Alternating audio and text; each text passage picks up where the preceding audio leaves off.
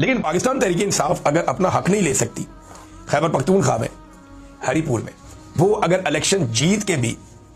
Election की जीत announce नहीं करवा सकते, तो ये इमरान खान को कैसे जेल से छुड़ाएंगे? ये तो एक बड़ी अलार्मिंग सिचुएशन है। यानी मैं एक अगर न्यूट्रल तजिया आप इसका करें कि खैबर पख्तूनख्वा का एक जिला है, वहां पे एक इलेक्शन हो रहा है एक तहसील में, और उस इलेक्शन में खैबर पख्तूनख्वा की हुकूमत का उम्मीदवार जीत भी रहा है, लेकिन वहां पे सिस्टम जो है, वो जो उसी सूबे में काम करने वाला सिस्टम है, आरओ भी वहीं का, प्रिजाइडिंग ऑफिसर भी वहीं पे, और वो 2 नंबरी करके उन्हें हरा देते हैं जीतने वाले को, और हारने वाले को जिता देते हैं। तो जब आप यहां इंसाफ नहीं ले सकते, तो पंजाब की एक जेल में बंद